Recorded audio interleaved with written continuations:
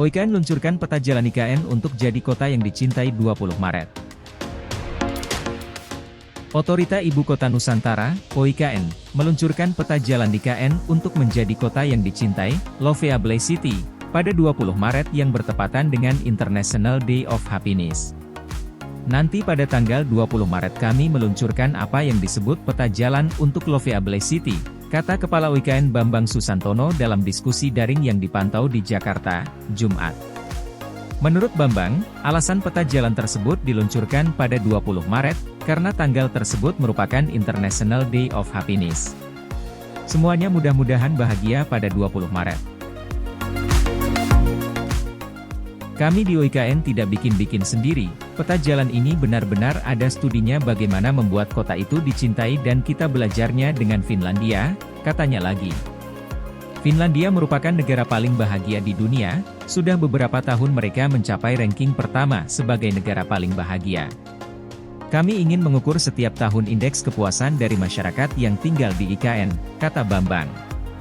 Pada intinya adalah OIKN mengukur setiap tahun happiness index, dan ini akan dituangkan dalam perencanaan yang berkelanjutan.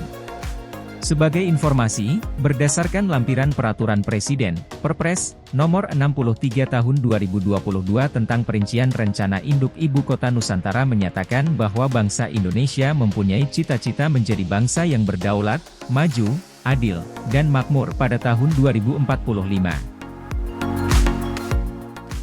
Visi Indonesia 2045 tersebut dibangun di atas 4 pilar utama, yaitu pembangunan manusia dan penguasaan ilmu pengetahuan dan teknologi, IPTEK, pembangunan ekonomi yang berkelanjutan, pemerataan pembangunan, serta pemantapan ketahanan nasional dan tata kelola pemerintahan.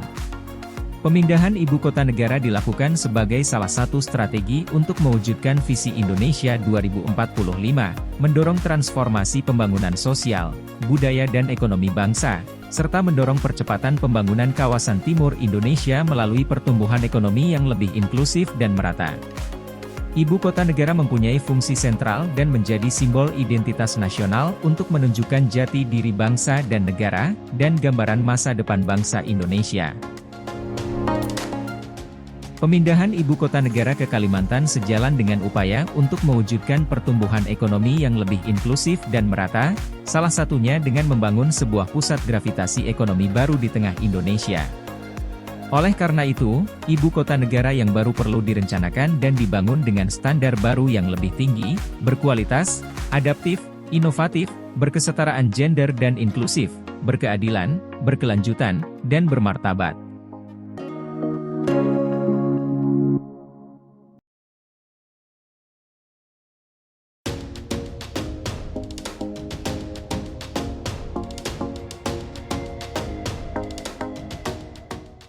PUPR teken kontrak Rp2,09 triliun beli produk RI dukung IKN.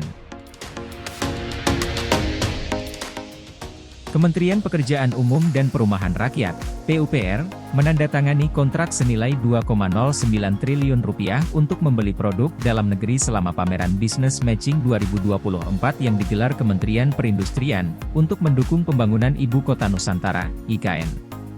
Dari sektor konstruksi, kami saksikan penandatanganan Rp2,09 triliun dan ini akan terus meningkat sembari pembangunan jalan, kata Menteri Perindustrian Agus Gumiwang pada penutupan Business Matching 2024 di Denpasar, Bali, Kamis. Kementerian Perindustrian mendata total nilai kontrak tersebut masih berpotensi tumbuh mengingat total Rp16,4 triliun anggaran oleh Kementerian PUPR. Penandatanganan kontrak belanja produk dalam negeri di sela pameran Business Matching tersebut dilakukan dengan sejumlah mitra di antaranya BUMN PT Adikarya, PT Brantas Abipraya KSO, PT Wijaya Karya, dan PT Waskita Karya. Kerjasama itu untuk membangun sejumlah fasilitas di antaranya pembangunan Bandara VVIP, Gedung Sekretariat Presiden, dan jalan feeder di kawasan IKN. Ini membuktikan produk dalam negeri ternyata sudah memiliki kemampuan dan kualitas yang bisa memenuhi kebutuhan pemilik anggaran, katanya.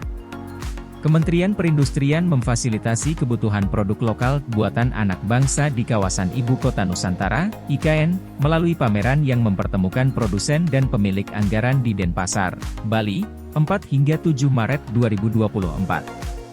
Fasilitasi itu sebagai upaya untuk mendorong belanja pemerintah pusat baik kementerian, lembaga, pemerintah daerah dan BUMN lebih besar dialokasikan untuk substitusi produk impor dan beralih menggunakan produk dalam negeri. Pembangunan di IKN yang saat ini sedang masif dilaksanakan sehingga membutuhkan logistik termasuk sejumlah kebutuhan kementerian, lembaga pusat, daerah dan BUMN di IKN. Sejumlah produk buatan anak bangsa yang dipamerkan itu diantaranya kebutuhan untuk konstruksi misalnya semen, besi dan baja, keramik, alat kantor hingga alat kesehatan.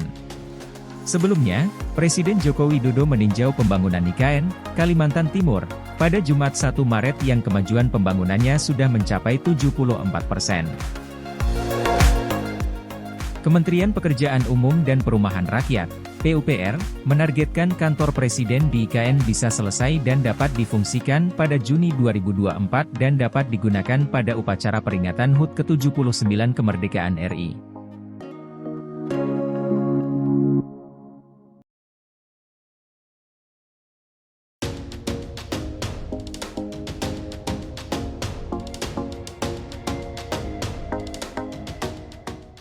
Lokakarya Manajemen Proyek Nusantara Perkuat Kota Pintar IKN.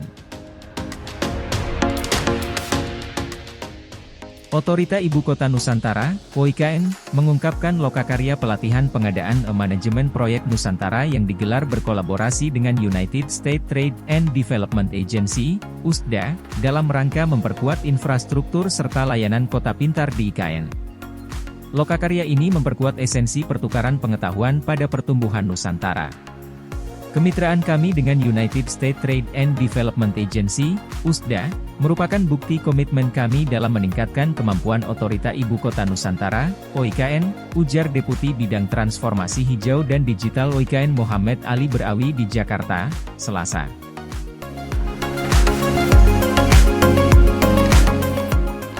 Ali menambahkan, lokakarya ini bukan sekedar acara namun merupakan landasan bagi visi kita bersama untuk memajukan dan mengunggulkan Nusantara. Lokakarya ini membahas Best Value Procurement atau sistem pengadaan yang mempertimbangkan faktor kualitas dan keahlian selain dari sekadar harga, untuk pengembangan infrastruktur dan layanan kota pintar di Nusantara. Direncanakan sebagai kota pintar, Nusantara memanfaatkan kemajuan teknologi terkini di berbagai bidang sebagai dasar dalam pengembangan kota. Hal tersebut bertujuan untuk menciptakan ekosistem yang holistik dalam mengatasi berbagai aspek kehidupan perkotaan dengan memanfaatkan berbagai domain kota pintar. Domain-domain tersebut mencakup tata kelola cerdas, transportasi dan mobilitas, kehidupan cerdas, sumber daya alam dan energi, industri cerdas, dan sumber daya manusia, serta lingkungan dan infrastruktur cerdas. Selain ke-6 domain tersebut, Nusantara telah menetapkan 21 subdomain dan 67 fitur pintar untuk menyempurnakan Nusantara. Sementara itu, Manajer Program Global dari USDA Nicole Cowan mengatakan bahwa lokakarya pelatihan pengadaan manajemen proyek Nusantara mewujudkan komitmen USDA dalam mendukung keberhasilan pembangunan Nusantara.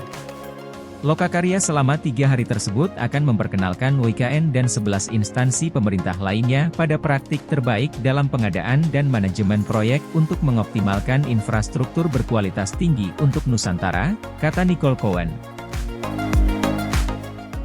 Lokakarya pelatihan pengadaan manajemen proyek Nusantara bertujuan untuk memperkenalkan praktik terbaik dalam skala global untuk pengadaan dan manajemen proyek.